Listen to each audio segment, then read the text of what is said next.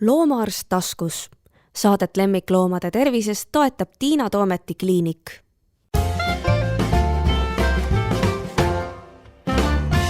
Tere! Te kuulate podcasti Loomaarst taskus ja mina olen Tiina Toomet. Minu vastas istuvad Kadri Kabel, kes on Regionaal- ja Põllumajandusministeeriumi veterinaaria- ja toiduohutusosakonna loomade heaolu nõunik, ilmselt vist ütlesin õigesti, Kadri, jah? Jah, heaolu nõunik. Nii, ja teisel pool lauda ka Katrin Mägi, kes siis esindab loomaarstide lemmikloomaregistrit, tema administreerib seda ja oskab meile sellest rääkida. Ma Tere.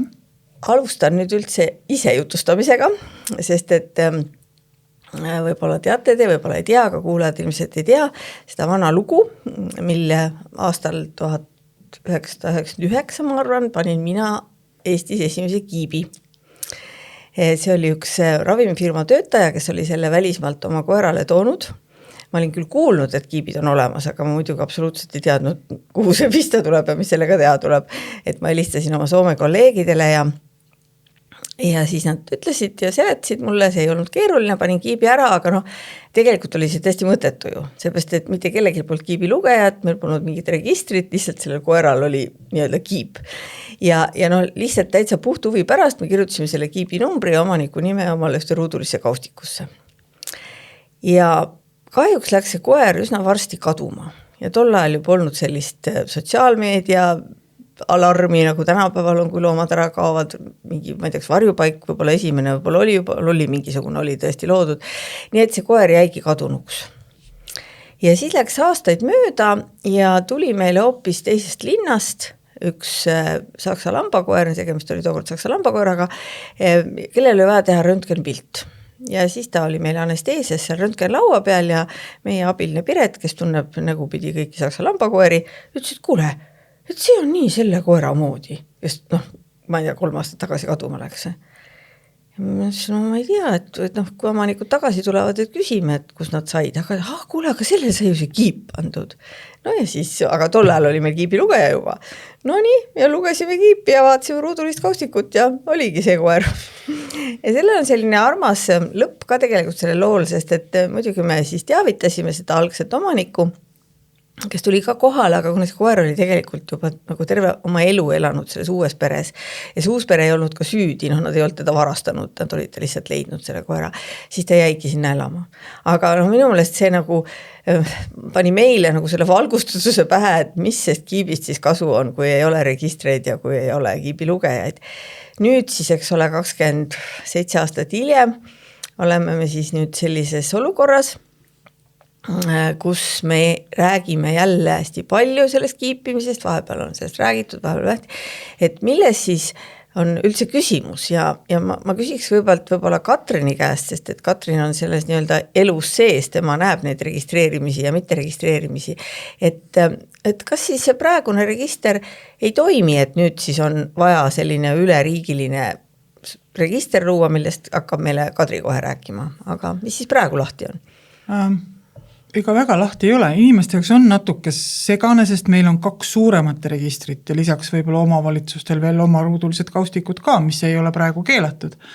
Ja siis ongi, et kui tavainimese seisukohalt võtta, siis ühte registrisse saab ta oma looma tasuta panna, aga selleks on vaja ID-kaarti, sertifikaate, et ID-kaart on meil olemas kõigil, aga need toimivad sertifikaatid võivad jääda väga paljudel nagu selle taha see asi. Ja ka kliinikud, kes siis oma südametunnistu järgi ja olenevalt ka sellest, millises omavalitsuses see on nagu nii öelda kohustuslik või esimene register, kas kannavad sinna või jätavad selle omaniku lõika hooleks. Või siis Eesti loomaarstide register, kuhu siis tõesti saab kanda läbi loomaarstide, aga see on omanikule tasuline. Aga tasu on ühe korda. Absoluutselt kõik liigutused selle looma ja selle kiibiga edaspidi, kas ta vahetab elukohta, kas ta vahetab omanikku, on tasuta. Et ma arvan, et see ühekordne tasu tegelikult on okei. Aga kõige suurem probleem minu jaoks kogu selle asja juures on see, et me räägime kiipimisest ja minu arust on kuritegu rääkida ainult kiipimisest, see peab käima koos registreerimisega, koos nagu ma ei oska öelda, särk ja püksid. ilma särgita on küll inimesi, kes käivad, ilma püksteta vähem. Ja just, et absoluutselt, kui miski nagu läheb siit edasi, et mitte kunagi ei tohi ainult kiipimisest rääkida, peab alati registreerimisest ka rääkima, sest kiip ilma registreerimiseta, jah, ta näitab, et see loom on see loom, sellest on kasu mingitel terviseuuringutel, eks ju, mis on kohustuslikud tõupõhiselt, sellest on kasu näitustel, aga selles teemas, mille pärast meie praegu räägime registritest, absoluutselt kindlasti mitte ei ole. Paljast kiibist ei ole kasu. Absoluutselt mitte mingit kasu. Ikka peaks termini kuidagi ümber vaatama, sest üleüldse on hästi huvitav, et mina olen harjunud öelda kiipimine, aga ma näen, et ametlikus kirjas on kiibistamine. Et ma ei tea, kas meil üldse, ma ei ole üldse uut õssi vaadanud, kus mõned huvitavad sõnad on välja visatud, et kas seal kiibistamine üldse on sees. Värgistamine kiibiga on kõige õigem. Kiibitsemine on tulnud. Aga see on muidugi väga pikk, et kas me saaksime mingi kiipregamise mingisuguse ühissõna teha. Aga see selleks. Nüüd siis ma saan aru, et see seaduseelnõu, millega on tegeletud juba üsna kaua, on nii-öelda juba teie ministeeriumis valmis küpsetatud. Et nüüd on siis aeg siis kahju panna ja saata Riigikogusse või on see nii, ega ma neid seaduste järjekordi ei tea, kuidas neid menetletakse, et äkki sa, Kadri, seletad meile natukene? Jaa, ministeeriumis on meil siis see seaduseelnõu välja töötatud, koostatud, on kooskõlastatud teiste ministeeriumitega ja nüüd tõepoolest me oleme saatnud selle ära ka Riigikantseleisse ja seal siis saab otsustada selle eelnõu lisamise Vabariigi Valitsuse istungi päevakavasse ja sealt saab ta edasi siis liikuda Riigikokku juba lugemisele. Ja siis tuleb, kui seal on 3 lugemist ära olnud, vastu võetud, siis läheb presidendile veel välja kuulutamiseks. On sul ettekujutust, et kui ta nüüd juba seal nii kaugele jõudnud on, et kaua see võiks umbes aega võtta, et millal ta Riigikogu jõuab? See kevad? Jaa, me tegelikult loodame, et ta võiks jõuda sinna ikkagi selles mõttes lähiajal. Meil on seal väiksed küsimused on veel üleval, aga loodetavasti need saavad ka selles mõttes ikkagi kiiresti lahenduse, nii et pöidlad pihku, et äkki ikkagi märtsikuu jooksul siin võiks jõuda Riigikokku. Märtsikassid, vaadake, hoidku alt. Kiipimise registreerimise eelnõu on õhus. Mis siis tingis seda, et nüüd see läheb ikkagi üleriigiliseks, mida me tõesti loomaarstidena, ma võin ausalt tunnistada, hakkasime jaurama aastast 2002. Et ma olen ikkagi lugematutel koosolekutel istunud, kus meil on sellest juttu olnud ja kus väga paljud osapooled on seda nõudnud, aga me saame ka aru, et eks need riigiveskid jahvatavad oma tahtsi ja seal on omad reeglid ja et seda ikkagi ei võetud tol hetkel arvesse, aga nüüd on see väga tore, me oleme kõik väga ootusarevil ja ka lihtsalt nüüd tahaks teada, et mis siis nüüd juhtub, et kas 2 senise registri asemel tuleb siis nüüd üks täiesti uus, kuidas see üldse nagu toimima hakkab? Jah, meie plaan on küll selline, et tuleks siis PRIA juurde uus nii-öelda riigi lemmikloomaregister, kuhu me koondaksime kokku ja kannaksime üle praegu kohalike omavalitsuse kasutatavatest registritest, ehk siis tegelikult nendest samadest 2 elektroonilisest registrist, andmed siis uude registrisse ja siis olekski üks ühine üleriigiline, mida siis saavad kasutada oma otsingute tegemiseks kõik vetarstid, varjupaigad, KOV-idel, kellel võib seda vaja minna, et andmed oleksid lihtsalt kõik ühes kohas koos. Et seda hakkab siis haldama PRIA? Jaa, just nii. Et sina, Katrin, siis kaotad oma töö, ma saan aru, jah? Ma ei ole väga kurb, kui seda asi toimima hakkab. Just, et just nimelt, et ma saan igapäevaselt tegelikult kirju just selle kohta, et miks mu looma ei ole registris ja siis ma ütlen, et kui sellist kiibinumbrit ei tule meil otsingust, meil on see pluss, et meil saab esilehele panna igaüks kiibinumbri sisse ja vaadata, kas ta loom või see loom, selle kiibiga loom on registris või mitte, mida jälle sellel Spintechi registril seda võimust üldse ei ma pean nüüd täpsustama, et Katrin räägib meil siis loomaarstide registrist ja teine on siis register, mida haldab praegu selline firma nagu Spintech ja kus on siis näiteks Tallinna loomad ja veel mitmete teiste omavalitsuste loomad, nii et need on praegu kaks erinevat. Ja ma ütlen, et kui seda numbriga ei tule välja, siis see loom ei ole meie registris, et siis ta ilmselt on selles teises registris.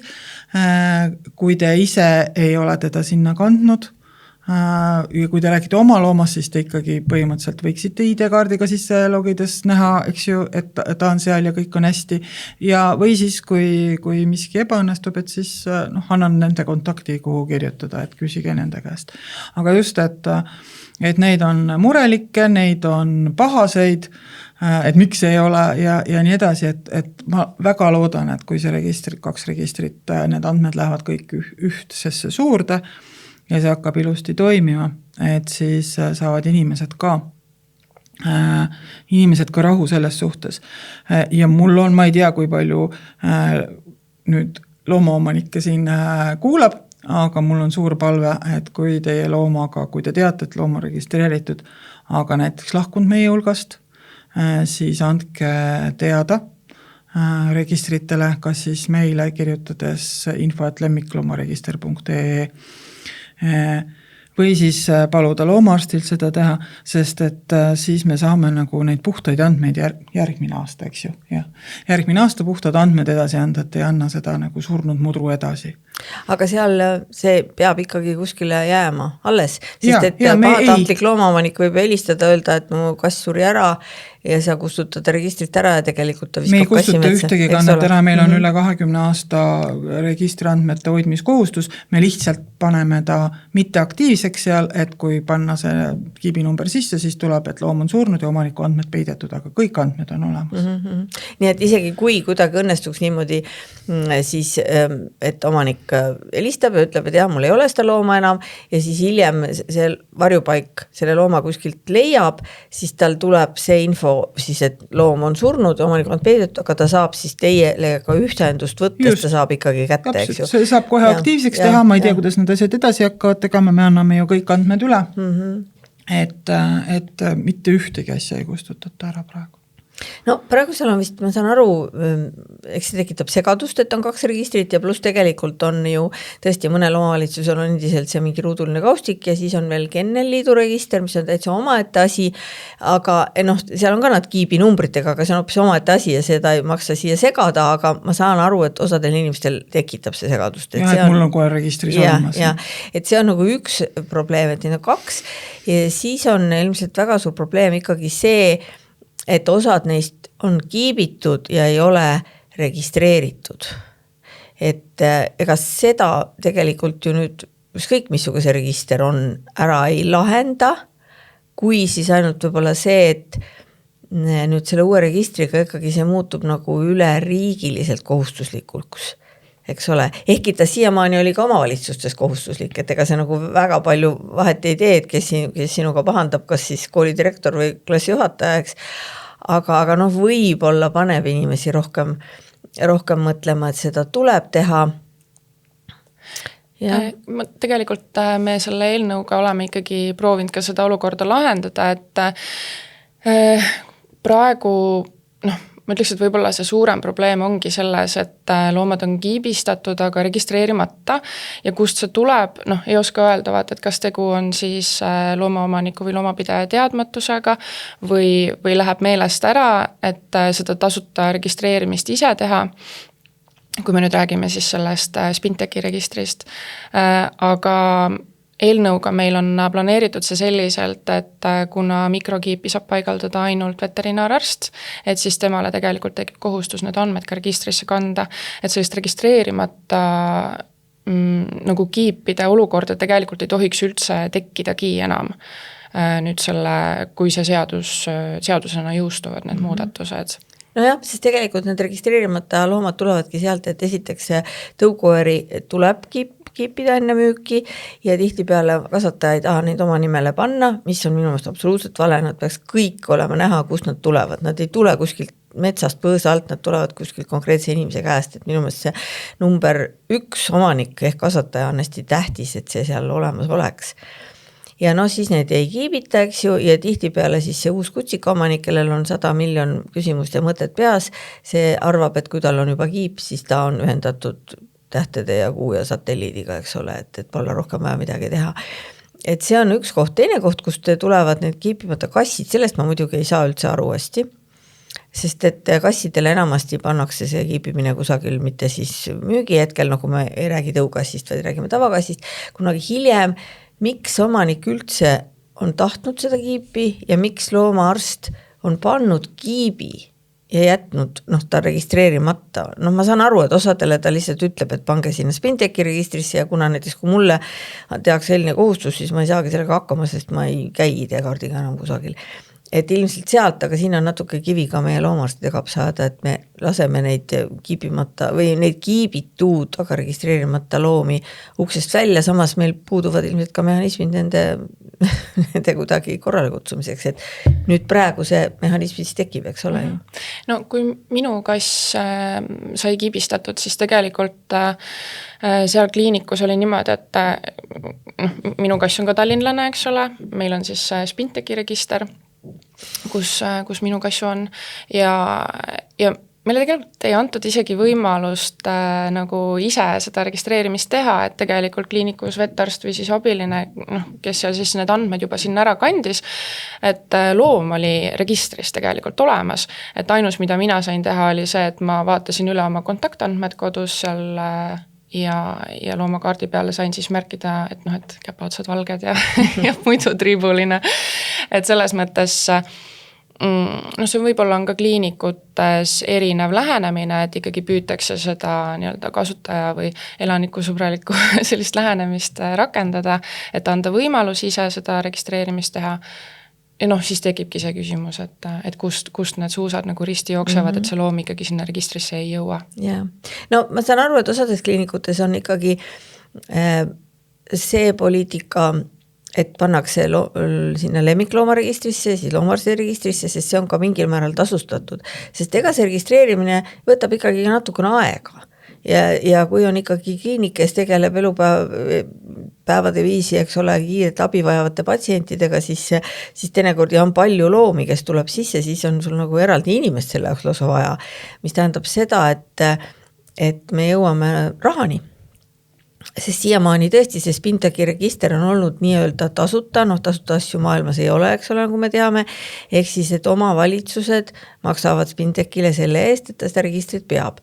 Aga nüüd, kui loomaarst paneb Spinteki registrisse looma, siis see konkreetne loomaarst või see konkreetne kliinik ei saa sealt nagu midagi. Selle loomaarsti registriga on natuke teistmoodi. Et kuidas nüüd see rahaline asi peaks hakkama, sest praegu tekib natuke selline olukord, et siiamaani on olnud ju tasuta, et need, kes on saanud Spinteki registrisse tasuta ise panna ja nüüd me peame hakkama hirmsasti maksma, et mida see nüüd siis tähendab, et peame hirmsasti maksma hakkama. Et kuidas see välja hakkab nägema siis.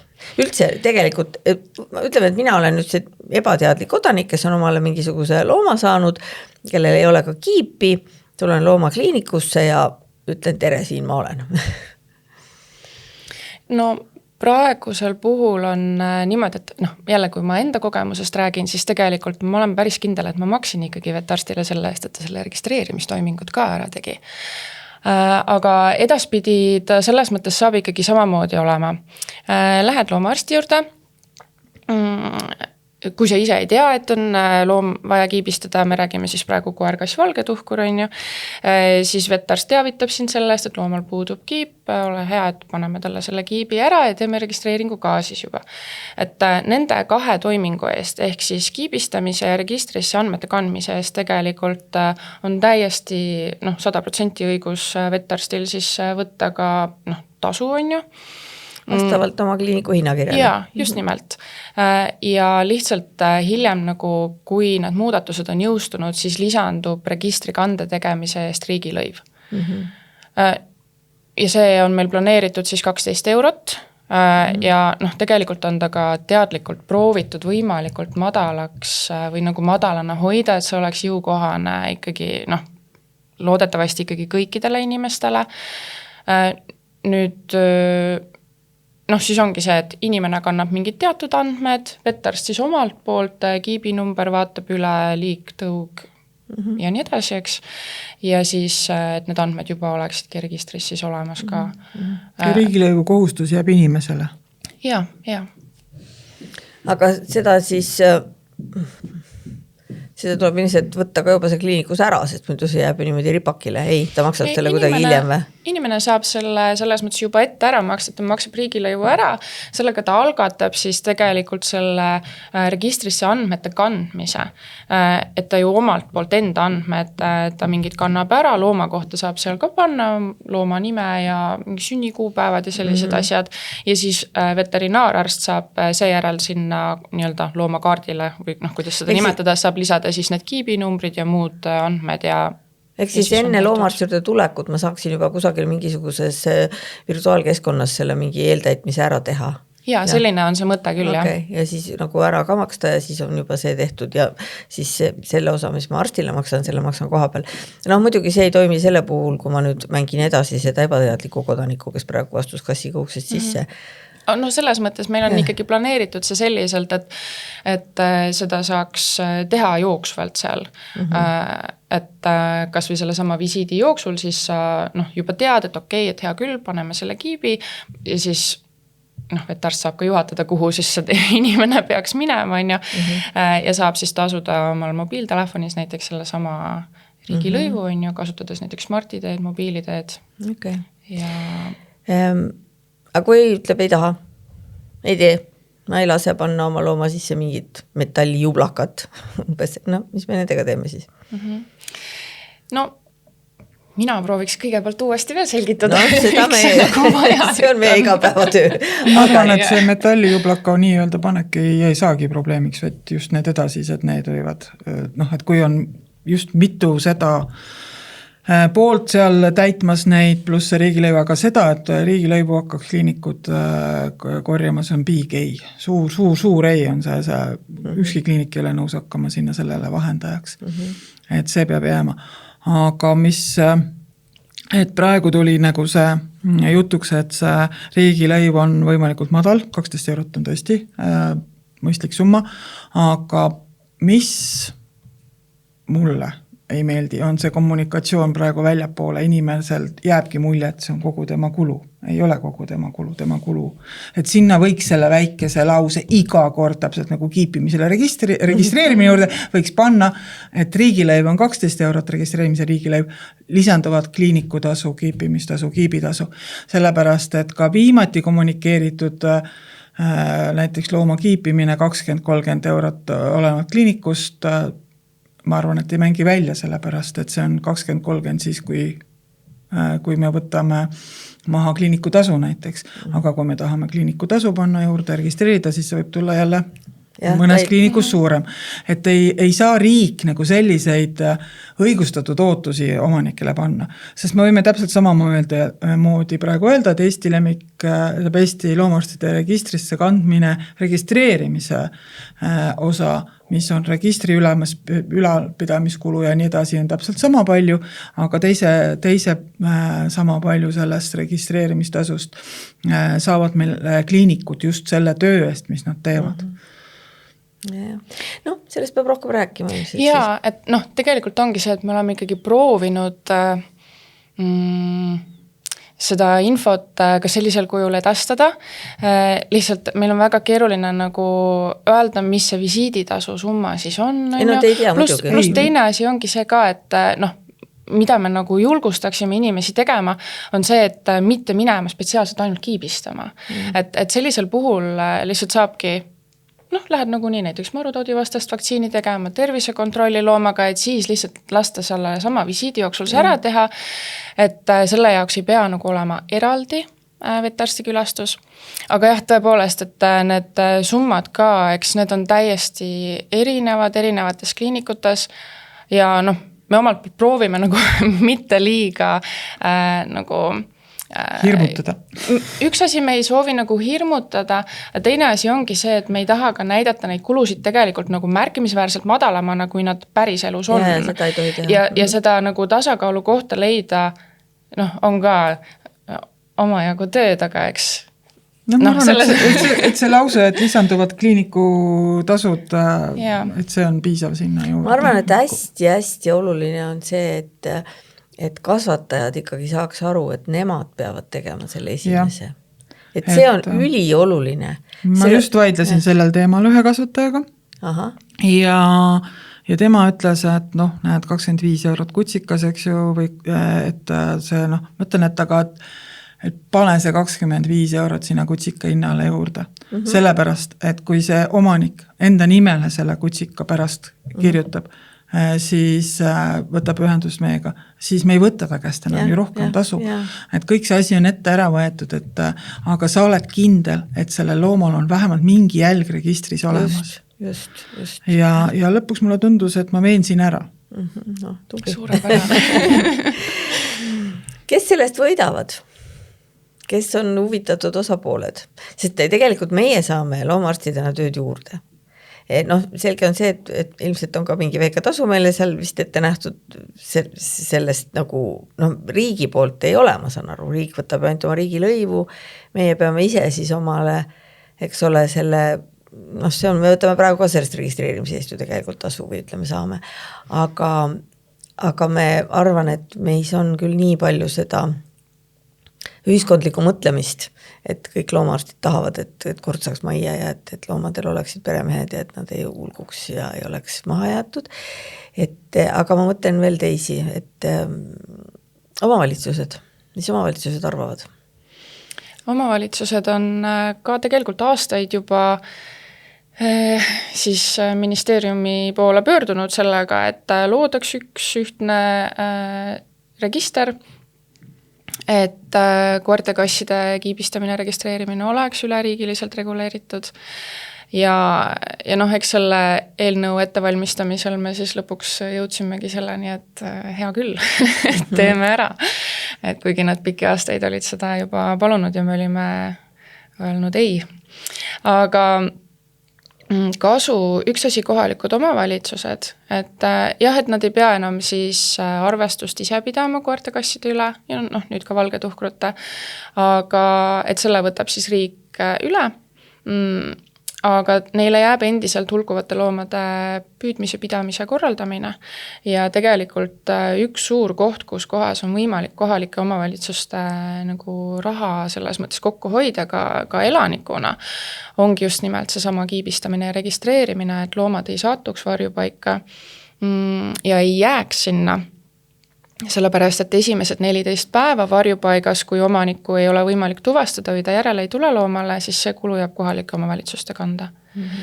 Samamoodi varjupaigad ise kindlasti oleksid väga õnnelikud selle üle, kui neil ei oleks sellises hulgas neid loomi seal varjupaigas, et pigem tegeledagi siis teavitustöö ja ennetusega, kui et nende tagajärgedega, mis on tõesti väga tänuväärne, et meil on organisatsioonid ja inimesed, kes selle teemaga tegelevad.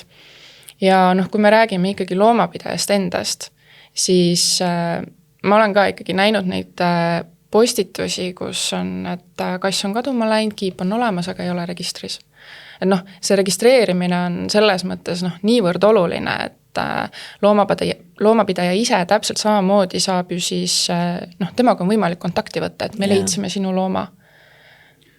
Et mina olen ka näinud leitud loom, kiip on registris, ei ole väga palju postitusi erinevad sotsiaalmeediagruppides ja mul esimene küsimus tekib, et mitte see, et miks ta registris ei ole, et aga äkki ta on, sellepärast, et nagu ma ütlesin, tegelikult on võimalik praegu ainult ühest registrist kohe kontrollida, kas loom on registreeritud, ta võib olla teises, aga sinna ligipääs ei ole kõikide olemas. Isegi osad kliinikud ütlevad, et neil ei ole Spinteki registrile ligipääsu. Et see on nagu... varjupaikadel ilmselt on, aga nad kliinikusse lähevad kontrollima. Nad just, et püüavad tänavalt, saavad looma, lähevad kliinikusse kontrollima. ja see on nagu minu jaoks kõige suurem pluss sellel ühel ühtsel registril ja ma loodan, et saab olema võimalus ka kiirelt kontrollida igal ühel sealt, sest et need andmekaitse ja nii edasi, aga just nimelt, et kui vähekinegi on juba teada, et näed, see loom on olemas ja kust edasi saaks andmeid kas või täpsemaid, et siis see oleks nagu väga suur pluss. Ja inimesed ilmselt julgemini ka võtaksid neid ripakil loomi korjaksid üles, kui nad teaksid, et ma võin temaga minna lähimasse loomakliinikusse ja kontrollida. Sest praegu tihtipeale on ju see, et kus sa nüüd lähed, näed küll, et see loomakene on kuskil hädas bussipeatuses, eks ole, aga mis sa teed, koju ei saa viia, eks ole, varjupaigad on kaugel, et meil on küll olnud sellist lugu, üks oli vist tehti tore just, et mingi inimene leidis, vist oli see 2 setterit minu meelest jooksid tänaval ja tõi kliinikusse meile, ütles, et ta ise ei saa neid kuhugi viia, aga et kontrollige kiipi ja siis me kontrollisime kiipi ja lihtsalt omanik isegi veel ei teadnud, et nad olid tagaaiast kaduma läinud ja see annaks ka inikutele julgust, et ma tõesti võtangi sellelt toredalt vastutustundlikult inimesed selle looma, panen ta päevaks oma sinna kliiniku puuri kas või kuni tuleb omanik järgi, et ta ei peagi viima varjupaika, et varjupaikade koormus väheneks tohutult, aga praegu kliinik ei julge võtta, sest kui tal kiipi pole või see pole registreeritud, siis see loom jääb ju sulle kaela ja me ei saa ju kliinikuid varjupaikadeks muuta, eks ju. See, et ta oleks hästi sujuv, et me juba siin rääkisime loomaarstide tõusvast halduskoormusest, siis ma ei tea, kas kaugel PRIA nüüd selle arendusega on ja kas me saaksime seal kuidagi näpupidi juures olla ja kas ikkagi on võimalik teha, ma olen väga IT-kauge inimene, aga et kui ma registreerin selle looma niikuinii oma kliiniku arvutisi sinna andmebaasi, et siis on omaniku nõusoleku ja minu ühe näpuviibutusega võimalik need andmed kuskilt selle mingi lingiga saata teile. Minu meelest see on nagu nüüd, kui me juba oleme jõudnud nii kaugele üks kõige olulisemaid asju. Praegu veebruari algusest saadik siis on hakatud nagu tegelema selle teemaga ja toimub siis ärianalüüsi koostamine. Et selles mõttes kaasa saab kindlasti rääkida, ma ei saa muidugi lubada, ma ei saa midagi lubada, aga see on arusaadav tegelikult, et see oleks väga hea, kui need liidestused oleksid sellisel kujul olemas, nüüd lihtsalt tekibki küsimus rahas, on ju. No meil on paar suuremat kliinikurprogrammi, eks ju, mis on nagu levinumad, et nendega oleks nagu mõistlik ja kui on selline väiksem kliinik, ilmselt on neil ka väiksem koormus ja rohkem aega. Just see ongi, aga see isegi ei ole mitte praegu registreerimise suhtes, esmase registreerimise suhtes, sest et kui praegu me registreerime siis looma emba-kumba sellesse registrisse, siis peavad tegema kliinikud selle lisaliigutuse. Aga kui sinna läheb juurde see marutoodi vaktsineerimine ja selle pidevalt nagu ajakohane hoidmine, siis ma ütlen küll, et loomaarstid tõstavad oma käpad püsti, nii ehk nii me peame seda aruandlust tegema, eks ju, ja hakata veel nimeliselt kogu aeg seda uuendama, see võiks olla küll selline see võimalus, kus omanikule seda ka ei saa iga kord jätta, nagu me näeme, eks ju. Et see on nagu see, mis vajaks just seda liidest vähemalt nende põhiprogrammidega.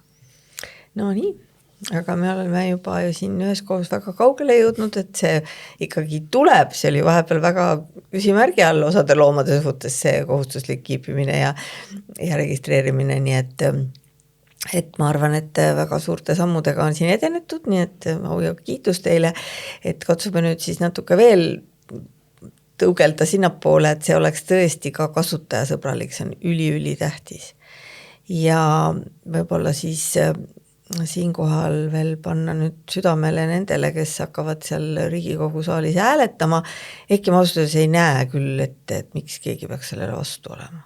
Et kui meil eelmine aasta oli siin loomakaitsekonverents ja praktiliselt kõikide erakondade esindajad olid seal kohal esinemas, siis kõik need esindajad ütlesid ikkagi ka, et nad näevad, et see on vajalik, ehkki mulle pärast jälle keegi tõmbas mu indu maha, ütles, et kuule loomakaitsekonverentsile saadavad kõik erakonnad ju loomasõbraliku esindajad ega kõik sellised ei ole, aga ma ikkagi kujutan ette, et nende erakondade seisukoht vast võiks olla selline, et lööme korra majja.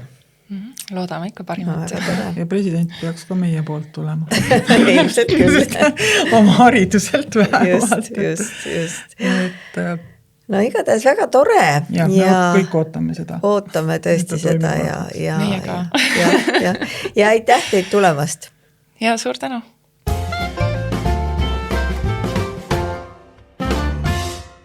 loomaarst taskus. Saadet lemmikloomade tervisest toetab Tiina Toometi kliinik.